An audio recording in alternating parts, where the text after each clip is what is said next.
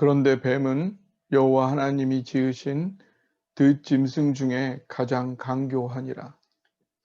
뱀이 여자에게 물어 이르되 하나님이 참으로 너희에게 동산 모든 나무의 열매를 먹지 말라 하시더냐?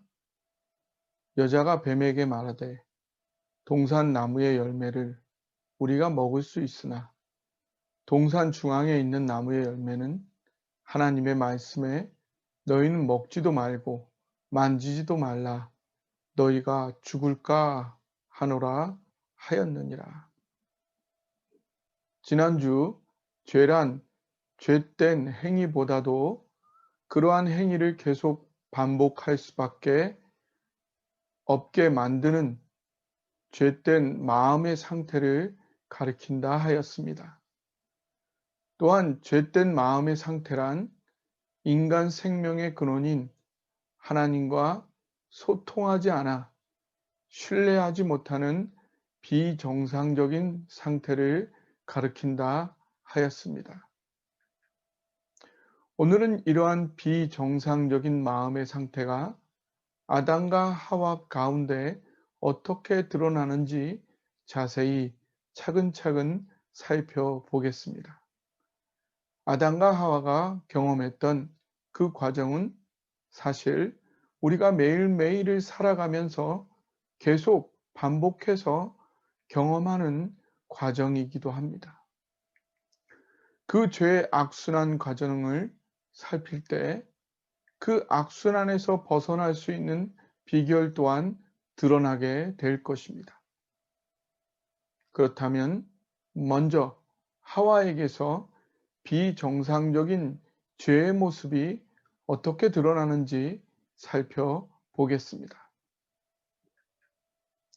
첫째, 하와는 하나님의 말씀을 과장함으로 하나님께 대한 불만을 드러내고 있습니다. 하와는 사단에 하나님이 참으로 너희에게 모든 동산나무의 열매를 먹지 말라 하시더냐 라는 한 가지로 전부를 부정하도록 유도하는 질문에 대하여 그건 아니라고 하면서 하나님의 하신 말씀을 자신의 말로 옮기고 있습니다. 그런데 하와가 옮긴 하나님의 말씀과 실제로 하나님께서 하신 말씀에도 차이가 있음을 발견하게 됩니다. 창세기 2장 15절 16절에서 하나님께서 말씀하신 것은 동산 각종 나무의 열매는 내가 임의로 먹되 선악을 알게 하는 나무의 열매는 먹지 말라. 내가 먹는 날에는 반드시 죽으리라 였습니다. 그러나 하와가 옮긴 말씀은 동산 나무의 열매를 우리가 먹을 수 있으나 동산 중앙에 있는 나무의 열매는 하나님의 말씀에 너희는 먹지도 말고 만지지도 말라 너희가 죽을까 하노라입니다. 이 두 말씀의 차이 중 먼저 집중하고 싶은 것은 하나님은 먹지 말라고만 하셨는데 하와는 먹지도 말고 만지지도 말라고 하면서 하나님께서 금하신 말씀보다 더 과장을 하고 있습니다. 여기에 담겨 있는 하와의 심리, 그 마음이 무엇일까요? 언제 사람들은 다른 사람의 말, 특히 그 많은 말을 강조하고 과장할까요?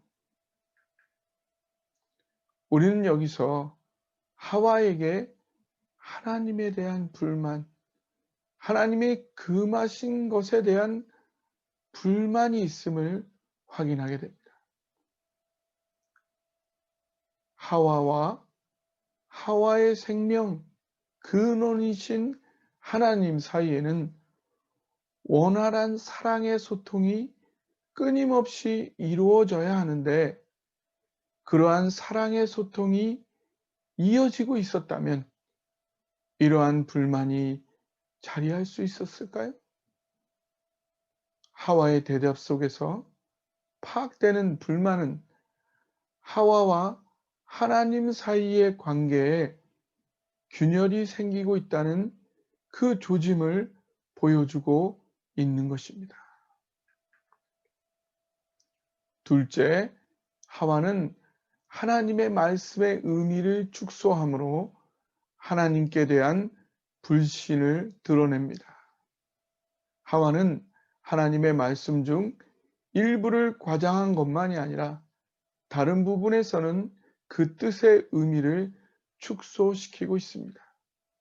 하나님은 내가 먹는 날에는 반드시 죽으리라 하셨는데 하와는 너희가 죽을까 하노라 라고 100% 죽는다에서 50% 죽을지도 모른다로 그 의미를 축소하고 있습니다. 하나님은 100% 죽는다고 했는데 하와는 왜 50% 정도 죽을 수도 있다로 그 의미를 축소했을까요? 사람들이 불만이 있는 사람, 마음에 안 드는 사람 믿을 수 있나요? 그 사람이 말하는 것을 곧이곧대로 받아들이나요? 상대에게 불만이 있고 마음에 안 들면 그 사람의 말을 그대로 믿기보다는 자기 나름대로 그 의미를 해석해 버리지 않습니까? 지금 하와도 하나님의 말씀을 자기 나름대로 다시 해석하고 있는 것입니다. 하와의 하나님께 대한 불만은 하나님의 말씀에 대한 불신으로 이어지고 있는 것입니다.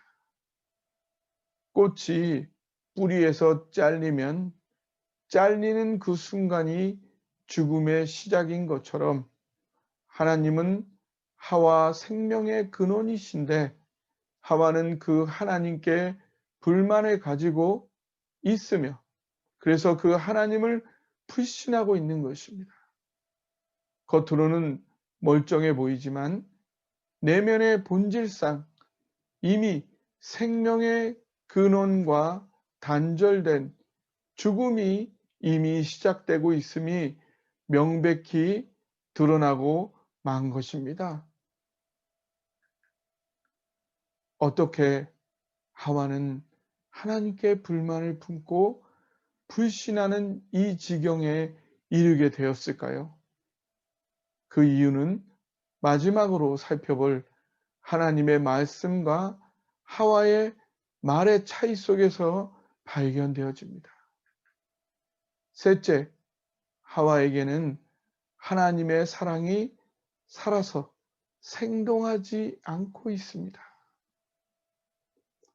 하와가 옮긴 하나님의 말씀에는 하나님이 직접 해주신 말씀에서 빠진 두 가지가 있습니다.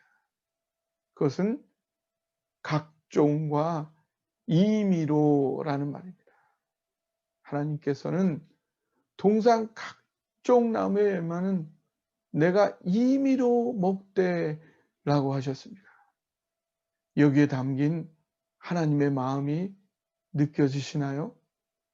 아담아, 하와야, 내가 너희를 위해 2000가지가 넘는 과실을 창조했단다. 이 모든 과일은 내가 원하는 대로 마음껏 실컷 먹거라. 아이들아, 아담과 하와를 향한 하나님의 절절한 사랑이 담긴 강조와 강조를 거듭하는 아무리 강조해도 모자란 그들을 향한 하나님의 사랑이 이 표현 속에는 담겨 있었던 것입니다. 그러나 하와가 옮긴 말, 동산 나무의 열매를 우리가 먹을 수 있으나 속에는 각종도 임의로 더 빠져 있고 단지 건조한 사실의 기술에 그치고 있습니다. 여기서 하나님께서 아담과 하와에게 품고 계신 아무리 강조를 해도 모자란 그 절절한 사랑이 하와에게서는 느껴지고 있지 않음을 알 수 있습니다. 왜 하와에게 하나님의 절절한 사랑이 느껴지지 않고 있는 걸까요? 사람이 왜 하나님의 생기, 영, 마음으로 창조되었을까요? 그것은 사람은 존재의 본질상 하나님과 끊임없이 사랑의 소통을 하게 되어 있는 것입니다. 나무가 끊임없이 광합성 작용을 하고 뿌리와 소통을 하는 것처럼 인간은 마음으로, 영으로 하나님과 소통해야 하는 것입니다. 하나님과 소통한다는 것은 어떤 신비한 경험을 한다는 것이 아니라 나를 향한 하나님의 사랑을 내 마음에 따끈따끈히 생생하게 감동적으로 느끼고 있는 상태를 말합니다. 사랑은 한번 소유하여 집에 처박아 놓으면 되는 물건이 아닙니다. 사랑은 계속 움직이고 생각하고 묵상해야 누려지는 것입니다. 팽이가 서 있으면 계속 돌아야 되는 것처럼 팽이가 서 있으려면 계속 돌아야 되는 것처럼 사랑이 계속 따끈따끈 생생히 내 마음에 감동적으로 느껴지려면 계속 그 사랑을 묵상하고 누려야만 가능해지는 것입니다. 하와의 문제는 자신 생명의 근원인 하나님과의 끊임없는 소통, 하나님 사랑에 대한 묵상이 멈춘 것에서 시작된 것입니다. 이 하와의 문제는 오늘 나의 삶 속에서도 그대로 계속 반복되고 있습니다. 하나님과의 끊임없는 소통이 없다면 하나님의 사랑에 대한 묵상과 누림이 멈춘다면 우리는 삶의 이유와 감동을 상실합니다. 마음이 건조한 삶을 살다 보면 삶에 담겨 있는 많은 선한 의미와 가치들을 파악하지 못하게 되고 단지 어려운 것과 금하여진 것만을 힘들게 느끼게 되고 불만이 쌓이게 됩니다. 불만이 쌓이다 보면 괴롭고 고통하게 되고 급기야 하나님과 사람들을 믿지 못하고 불신하고 오해하게 됩니다. 그 가운데 넘지 말아야 할 선을 넘어 비정상적인 죄의 삶에 발을 디디게 됩니다. 그러면서 점점 인생의 균열과 그 문제는 점점 커져갑니다. 이 모든 문제는 내 생명의 근원이신 하나님과의 관계 단절에서 시작됩니다. 반대로 내가 하나님과 사랑의 소통을 다시 회복하고 지속적으로 유지한다면 그러면서 내가 해야 할 최선의 삶을 정직하고 성실하게 살아간다면 하나님께서는 다시 나의 모든 삶을 회복시키시고 더 깊고 풍성한 행복의 삶으로 인도해 가십니다. 이것이 우리가 예배와 말씀, 기도 생활로 돌아와 계속 유지해야 할 이유인 것입니다. 모든 생명의 근원이요 샘물이신 하나님과 사랑의 소통을 유지 발전시키므로 시냇가에 심은 나무처럼 날이 갈수록 더욱 행복하고 위대한 인생 사시기를 주님의 이름으로 축원합니다.